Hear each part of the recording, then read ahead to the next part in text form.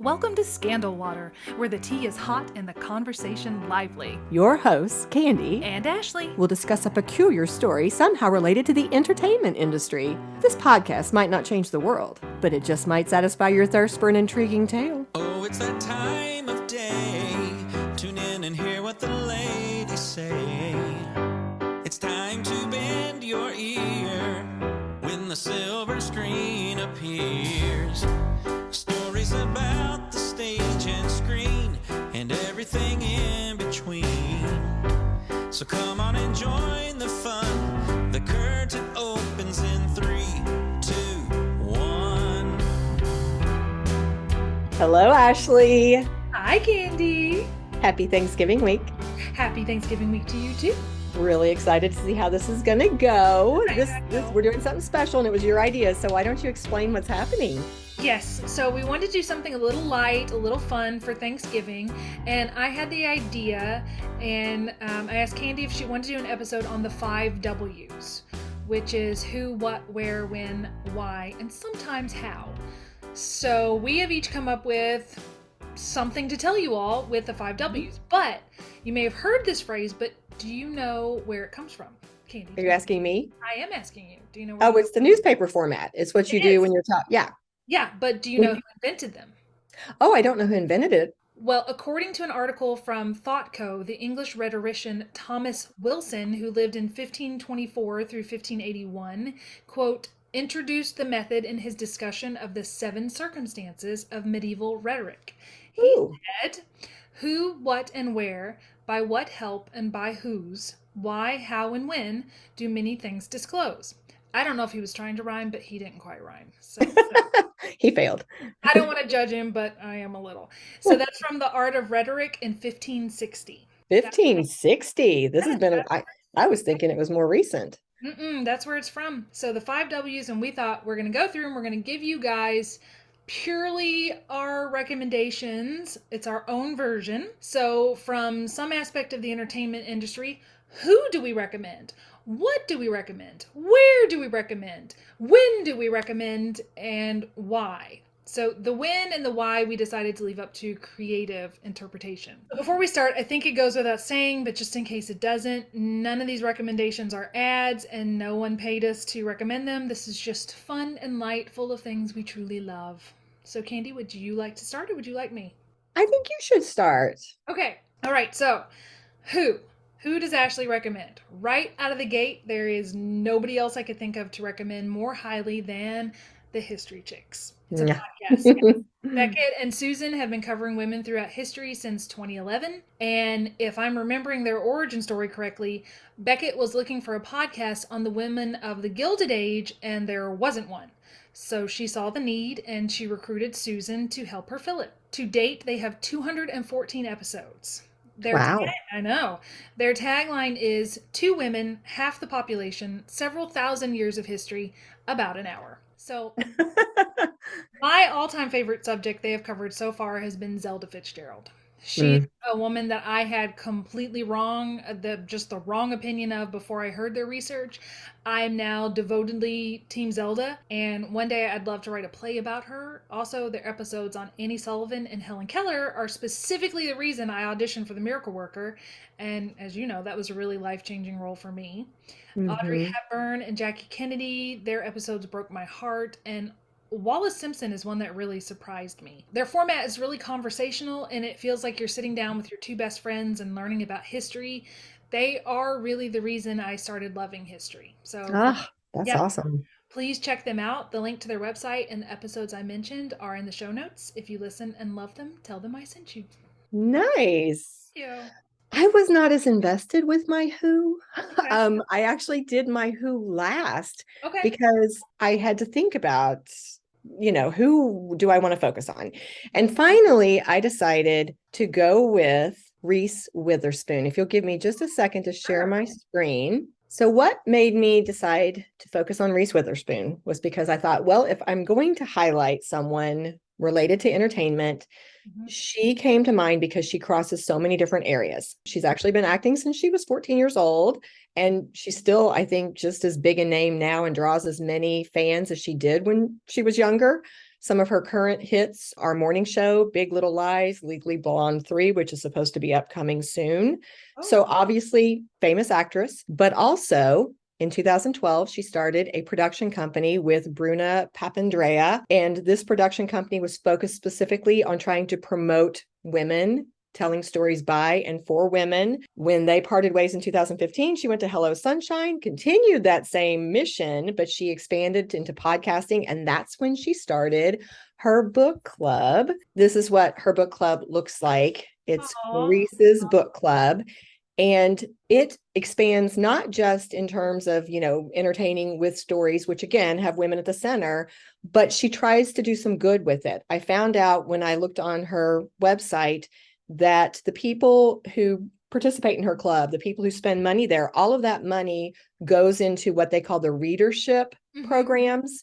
100% of the proceeds go toward things like championing diverse writers, supporting indie booksellers, and increasing access to books. So, for example, they organize library drops, they support writing programs, and they install book nooks in underserved communities. And then I found out she supports other causes too. So we're kind of moving outside entertainment, but I saw in this old People article magazine from several years ago that she would choose a cause every year and she would get her kids to be part of that decision making, because she asked them for a year, they would focus on this one cause and her kids had to participate as well. And so she was trying to push back, give back in that way and get her kids on board. And so I thought, you know what? I like this idea of not just being a celebrity, but also trying to do something good with it. Yeah, I like so Reese Witherspoon is my who. Okay. What do I recommend? So this one, I went back and forth on my what I recommend, but for this time in my life, here's what I want to specifically recommend, and it's medical ASMR. Oh. Yeah. So you guys know that I listen to ASMR to help me fall asleep at night, and Hannah of Chili Bee ASMR, who we interviewed last season, does a lot of medical role play. And this is going to relate to me personally, which you already know about Candy, but in one of her medical role plays, she was talking about moles, and she talked about them getting lines or looking a little different than usual. I know Hannah is not a real doctor, but after listening so many times, I started noticing that this mole on my neck that had been there a while had developed lines through it. So I was sent to a dermatologist for a completely separate issue, and while I was there, she did an examination of my skin, and she saw this particular mole, and she said she didn't like the looks of it. And I told her, I don't either, and that I had noticed that it had lines where it hadn't before. So she removed it, and long story short, it turns out that it was precancerous, but it's not anything to worry about. I'm just going to get a little bit more removed. It's going to be retested, and it's most likely going to be just fine. But my point is, if I hadn't been listening to medical ASMR, I never would have paid attention to this mole. I have looked at it for years, but I'd never really seen it. And for those of you guys listening and not watching, the mole I'm talking about is literally, it's on our logo. It was so prominent on my neck that Matt included it in my caricature. It's right here. You can see it if you're looking. So a fun fact is that after the second removal, this will be my first ever set of stitches. So there you go.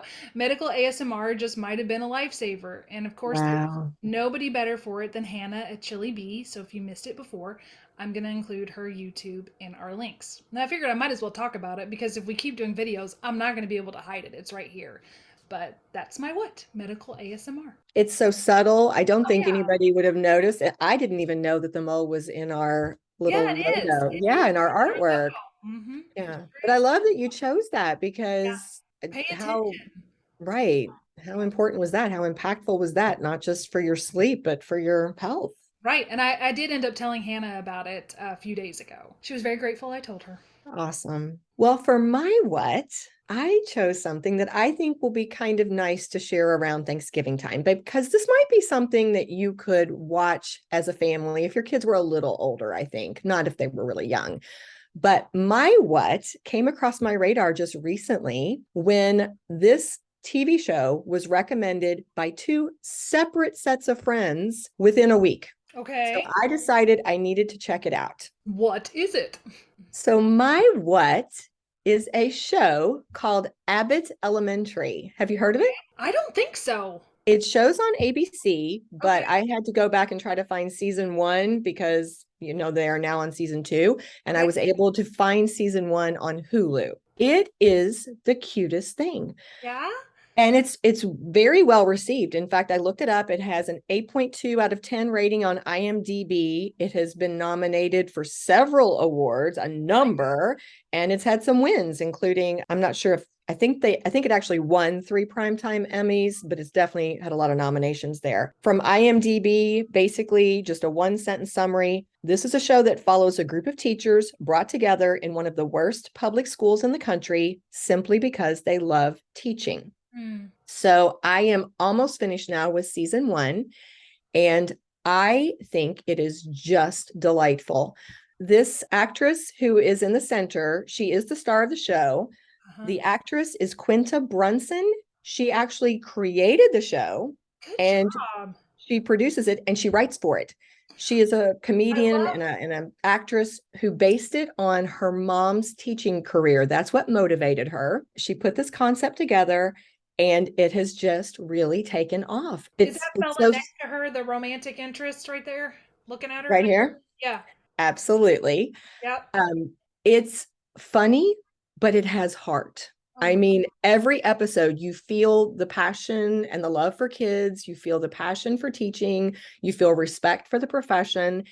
And this is the part that I think is really cute for those of us who love The Office. It has shades of that for me. It's a mockumentary. I think Quinta's character is a little like Pam, or maybe Amy Poehler's character on Parks and Rec.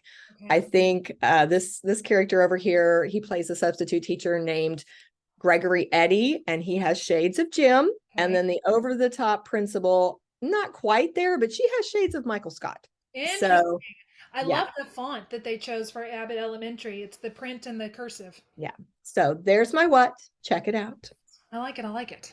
Okay, for my where, I'm going to go local. I would like to give a shout out to the Theater Downstream, the community theater that I belong to and helped to co-found in 2014. Now, Candy and I typically don't like to self-promote, so this is the perfect time to mention the theater because I'm not in a show there right now and I'm not directing anything. I am, however, on the board and I do work on publicity, so take that for what it is. However, I just want to say I'm really proud of us for being this ragtag group of friends who have consistently kept a theater going for 9 seasons now. Wow. Even in the midst of a pandemic. Mm-hmm. I love how accommodating and flexible the actors in our group are. We've done comedy, farce, high drama, thrillers, big musicals, little known musicals, original plays, radio shows, and during the COVID quarantine months, we did a theater film hybrid release online.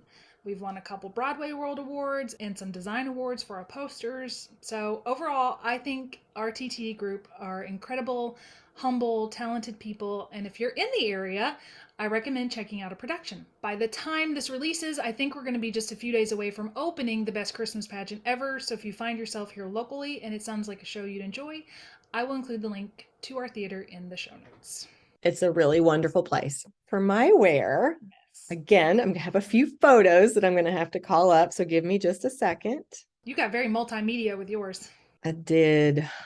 Ooh, that's pretty. All right. So I have been looking for an opportunity to bring this in. So I am more than pumped to recommend the Reed House Hotel, which is located in Chattanooga, Tennessee, on Martin Luther King Boulevard. It is the most amazing place. I'll be very quick, but I will just say, Kirk is a big athlete. A couple times now, he has prepared for this 3-day, 60-mile trail run, which is super challenging.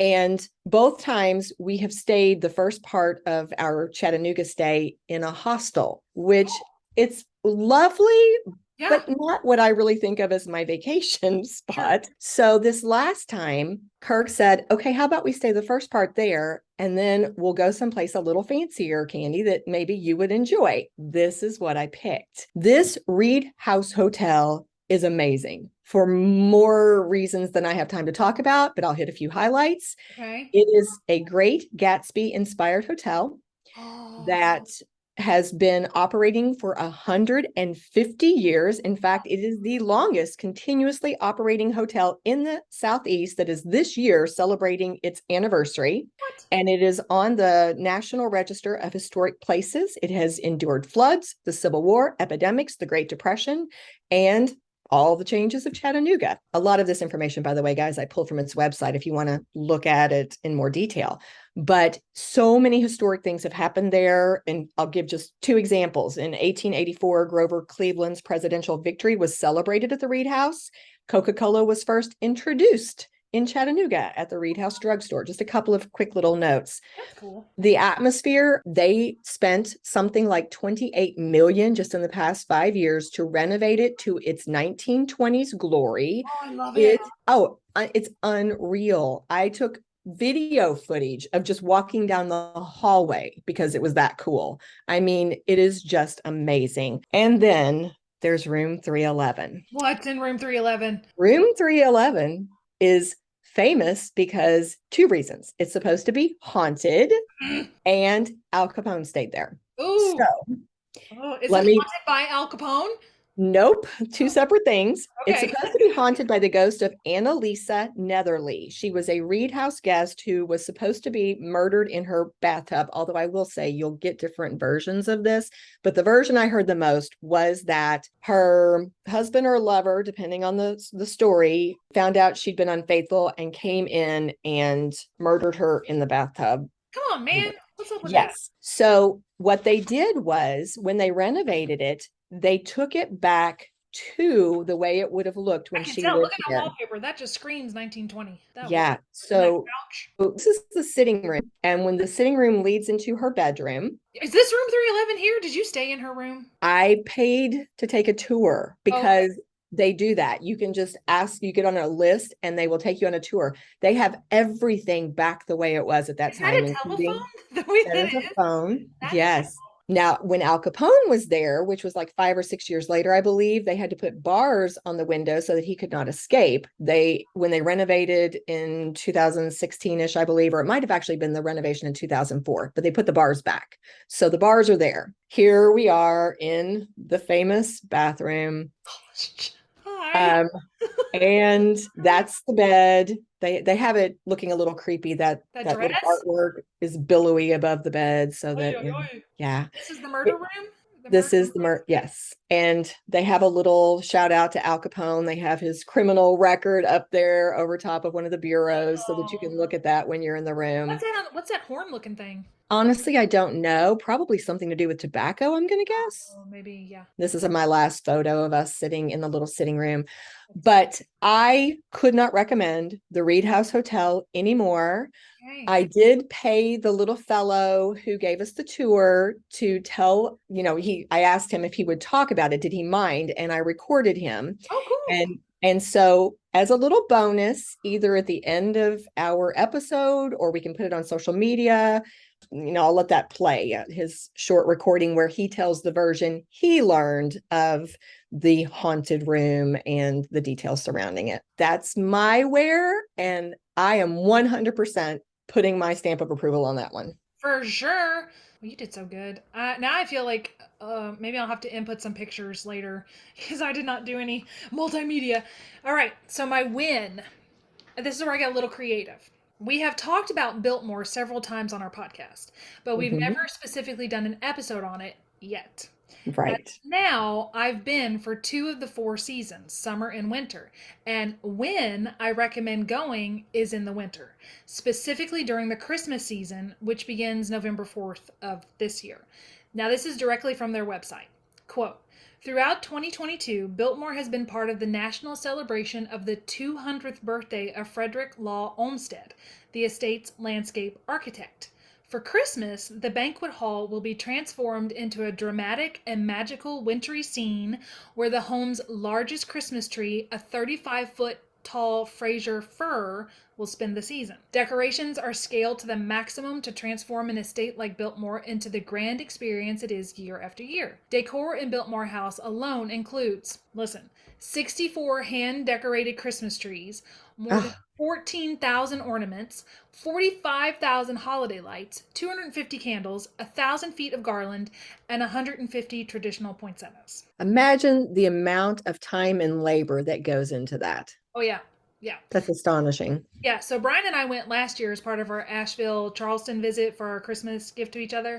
And if you're someone who loves lights like I do, it was It was absolutely beautiful. We took the evening candlelight tour, which is described on their website as follows. Okay, so this is another quote. Candlelight Christmas Evenings, which is going to be November 4th of 2022 through January 7th of 2023 in Biltmore House, allows guests to step back in time with an experience reminiscent of Vanderbilt's first Christmas spent in Biltmore House in 1895. Musicians are stationed throughout the house and they perform seasonal favorites. Setting the scene is a 55-foot Norway spruce tree sparkling from the glow of more than 60,000 tiny lights in the center of the front lawn. 400 hand-lit luminaries line the walkway to Biltmore House. Those visiting for evening tours, which is what we did, they'll want to arrive early to experience all the estate has to offer during the season, from holiday menus to the winery to Antler Hill Village and Leonardo da Vinci 500 Years of Genius, which Brian and I got to see back in September, and it was also amazing. So it's kind of like the Van Gogh experience that just came through Louisville, but they've done it for Leonardo da Vinci. So if you're looking for something different for the holiday season, maybe an experience instead of gifts, I highly recommend Biltmore during the Christmas season. And I'll try to find some kind of video or something to add to our show notes so you can see what it looks like. Awesome. Kirk and I went there for Christmas a few years ago, and it was gorgeous. And they were doing the Downton Abbey exhibit at that time, which was really cool. I got a little creative with my when as well. See if you guys go with me on this. I was thinking a form of entertainment that many people would call a sport, but I think it's also entertainment, would be races, because they're events. When you do a fun run, or you do a mini marathon, or you do a turkey trot, or a trail run, a Tough Mudder, whatever that might be. You're talking races, not horse I mean, a walk or a run. Okay. I think those are a form of entertainment because, zombie runs, that type of thing. So I'm stretching the definition a tiny bit. It's our show. If you guys agree with me that those could be considered entertainment, I would say when you are participating, I would recommend you wear the Hoka shoe. What is that? Tell me about this. Okay. Hokas. I'm a fan. These shoes they've been around a while, but I think they have been on the radar a little bit more lately. Mm-hmm. They are very, very cushioned, as you could tell. Super cushioned, yes. Yeah, very cushioned. In fact, it talks about on the website, it lists that they are great for everyday running, walking, and comfort because the thick cushioning protects your feet. It has a carefully designed rear crash pad, and of course, they're very, very soft. Mm-hmm. And it says that because these are so well designed for protecting your foot, that it's actually something that has the American Podiatric Medical Association seal of acceptance. It's a bit hard to come by, but it basically says that it's good for your foot health. And a product has to be reviewed by a group of APMA podiatrists to ensure that they would agree it's okay to put their seal on it. So I think that says a lot. Depending on the style you pick and whether or not you're willing to go with like last season's model, you could save a little money that way. They can be a little pricey. That's my recommendation when you're participating in a race, or if your feet hurt. My feet hurt all the time. So I'm looking at that like, oh, maybe I need to look into this. You've already made it fail. So for my last one, which is the Y. My play on words for Y is a film with the letter Y in the title. I'm going to paint you a picture. In a world before the Avengers, we had other superheroes, different superheroes. Before Captain America, we had Captain Amazing. Before Iron Man, the Shoveler. Before Hulk, there was Furious. Thor, meet Blue Raja. Black Widow, make room for Baby Bowler. Spleen, Invisible Boy, Casanova Frankenstein, the Sphinx. Any of these names ring a bell? They will if you've seen the 1999 film Mystery Men. I've never heard of it. You've never heard of this? No. Oh, it's such a silly little movie. Okay. Tell us about it. The plot is pretty basic. IMDb says, quote, a group of inept amateur superheroes must try to save the day when a supervillain threatens to destroy a major superhero and the city. So maybe it's because I was a teenager when it first came out, or maybe I was just the perfect age for this to settle right in my bones as a nostalgia trip. But I adore this weird little movie. Oddly enough, I read when I was researching this that most of the cast doesn't really like it. Oh, Saying really? yes. They say that they argued about the comedy and the direction the film was going, and Janine Garofalo, who is one of the stars, actively hates it and thinks it's mediocre at best. So I'm just putting it out there. Maybe I'm the only audience for this film, but you know what? I love it and I still use quotes from it. Anytime something goes wrong and it's something that I was not a part of, I still say, "What do you mean we? I was right here." And if I don't say it, I'm thinking it. So only people who will see the movie will know what a really macabre reference that is. It's goofy and frothy and fun, and it has a bunch of misfit characters that all band together to save the world from the bad guys. When the one good guy, Captain Amazing, is kidnapped by the big bad, Casanova Frankenstein. And can I tell you who's in it besides Janine Garofalo? Who? Ben Stiller, William H. Macy, Greg Kinnear, Joffrey Rush, Eddie Izzard, Tom Waits, Jennifer Lewis, Kel Mitchell, Claire Forlani, and Paul Rubens, aka Pee Wee Herman. Michael Bay even makes a cameo as a frat boy. Really? Yeah, Michael Bay. And for those who wonder, like the shoveler, he's a guy who he's shovels. That's his weapon. So if you wonder why would a weapon of choice be a shovel for a superhero, I found this on the IMDb page. It says shovel fighting was taught to most infantry throughout the end of World War II. The reasoning was the infantry was often responsible for digging their own foxholes, and their enemies were unlikely to honor a call of time out while they went to fetch their gun or bayonet. Would this be the type of movie that a family could enjoy over Thanksgiving break if they were looking for something a little quirky, a little different? Yeah, I don't think there's anything really bad. I don't think there's bad words really, or if they are, they're the very minor stuff. I think it's fun and silly. It's kind of the comedy, like you know how Napoleon Dynamite, you either really like it or you don't. It's sort Hmm. of like that, or Robin Hood Men in Tights. It's very, very quotable. Like, for example, just before stopping Casanova in his Corvette limo, Mr. Furious says the line, he's either very smart or very dumb. And this same line is spoken by Quint in reference to Bruce the Great White Shark in Steven Spielberg's Jaws. So I put it Ah, there because it's a little callback to our Jaws. Okay, so again, since you've not seen it, this is probably going to fall very flat, but I copied over some of my favorite quotes. okay. And Mr. Furious, who's played by Ben Stiller, he is talking to Janine Garofalo's character, who's called the Bowler, about her father's death. And Brian and I use this sometimes too. He says, "Seems there was a little controversy there regarding your father's death." She says, "Yes, the police say he fell down an elevator shaft onto some bullets." And the Blue Raja, who's played by Hank Azaria, says, "You know, I have always suspected a bit of foul play there." And she said, "As have I." So that's the kind of comedy you've got going on there. And Like dry and very yeah. dry. Here's another exchange between William H. Macy and Ben Stiller. So the shoveler, William H. Macy, says, "If we had a billionaire like Lance Hunt as our benefactor," Mr. Furious says, "That's because Lance Hunt is Captain Amazing." The shoveler says, "Oh, here we go. Don't start that again. Lance Hunt wears glasses. Captain Amazing doesn't wear glasses." Mr. Furious says he takes them off when he transforms. The shoveler says, "That doesn't make any sense. He wouldn't be able to see." So Cute, cute. A little airplane-ish, right? Like a little yeah, bit a of little bit. that. Yeah, the Yeah. shoveler says at one point, "We're not your classic heroes, we're the other guys." And Ben Stiller says at one point, "They must have ripped the Q section out of my dictionary because I don't know the meaning of the word quit." Cute. Sounds like a cute movie. It is, it's very fun. So that's my why Mystery Men. And even the tagline says, "They're not your average superheroes." They don't sound like it. So silly. It's so silly. And if you don't like it, just don't tell me. It's so fun. I also struggled to interpret my why, but Yeah. then I got excited with what I came up with. Okay. I was thinking about it in terms of, that idea of the why or the rationale or the psychology behind something. And Sure. it took me to self-help.